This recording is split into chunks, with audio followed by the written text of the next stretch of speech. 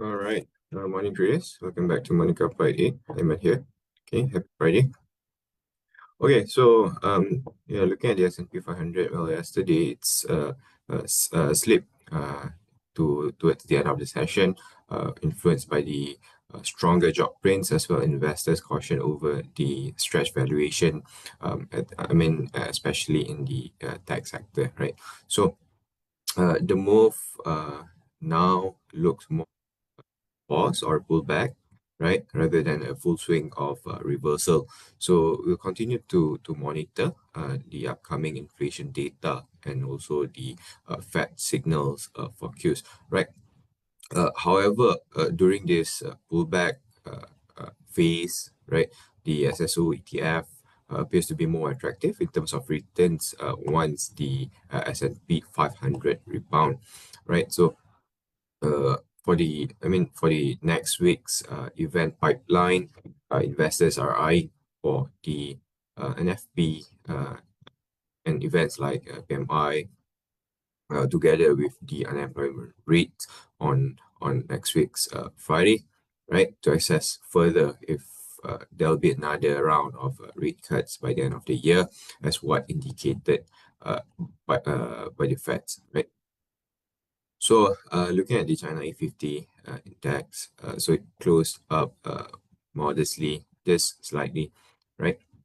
Buoyed by improved yield signal and continued risk appetite, though momentum appears to be in a slower pace. So investors are still adding exposure, especially into tech and also some names, but we'll continue to see or to monitor if the bullish momentum strengthened in the coming sessions ahead. Right. So looking at the WTI crude oil price futures. So it was on sideways yesterday. However, it climbed recently on a surprise inventory draw and also concern over Russia supply. But yesterday's flattish move as traders log in, I think, yeah, log in some gains, right? So a renewed pipeline deal in Iraq is adding to oversupply fears as well. And I think the rally seems sentiment fuel. So the near-term move will depending on demand data and also the OPEC plus uh, uh, data as well. So looking at the technical side of things, if WTI managed to cross above the $65 level, so we shift to a positive trading bias. Right, coming back to our local market, Malaysia, right? So, well, the FKLI slipped at closing yesterday on Thursday, likely from the profit-taking um, activities and also some uh, so, uh, external soft cues, right? So sentiment in Malaysia market, however, I think was quite positive overall, right? As some rotation into smaller stocks appears to be underway. Uh, yeah, I think this also puts some pressure off the index, right? So let's watch for the heavyweight and also foreign inflows into next week's for the confirmation, right? So technically, I think the index now took a breather below the 1620 points level, and if the downside pressure to persist, we can expect the index to trend lower for this leg uh, of a pullback, right? So we remain positive right now on FKLI as long as it doesn't cross below this 1535 support. We consider it as stop loss, right? So looking at the day-to-day performance, right? The index performance. So the energy sector appeared to be the top gainers yesterday, followed by the construction sector, which gained by 1.45% for energy, and also 0.81% for construction. Right, so in terms of watch list, yeah, still we are highlighting some of the tech names, energy, right? So yeah, moving on to our Malaysia trading stocks. Again, we have four stocks to highlight today. Firstly, we have HSS Engineers, right? So today the stock has experienced a breakout formation above this 67 cent level, and with that, we expect the bullish momentum to remain bullish. Okay, and the stock able to climb higher to test the next resistance at 71.5 cent, followed by 76 cent. So if this stock reverse and breach below this 62.5 cent, this signals a further pullback. Also, next we have Gamuda. So the stock yesterday again experienced a breakout where it breached the resistance of 5 ringgit and 65 cent on higher volume, right? So should the bullish momentum to hold and continue to trend higher in the coming session ahead, the counter potentially climbing towards the 5 ringgit and 90 cent, and do watch out for the second resistance at 6 ringgit and 5 cent. So the support is now back at 5 ringgit and 50 cent level. Right, so thirdly, we have Bumi Armada, because our screener. So yeah, I think as mentioned earlier, yesterday was energy sector experiencing some gains, right? So we have Bumi Armada here.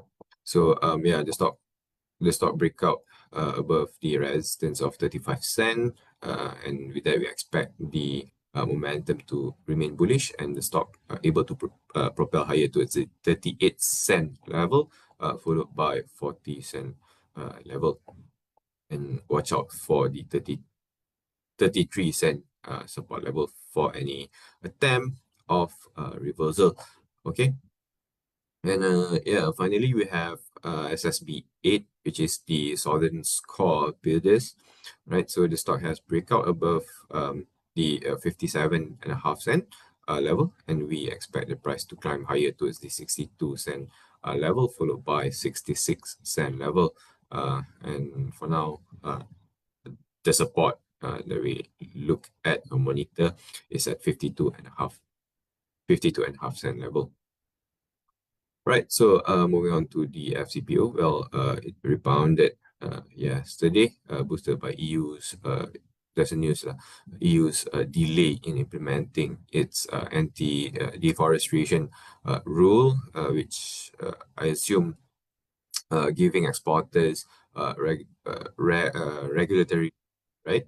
So, and this also coupled with stronger crude and also rival oil pricing, which also helps the sentiment, right? I think, however, we have a short bias still, and after the bearish breakout recently, and also do note that the commodity cross above this 4,600 level, then we will shift to a positive view. Right, so yeah, I stop here and pass the floor to Wei Siang for his consumer report update. Thanks, happy trading, and see you guys next week. Thank you.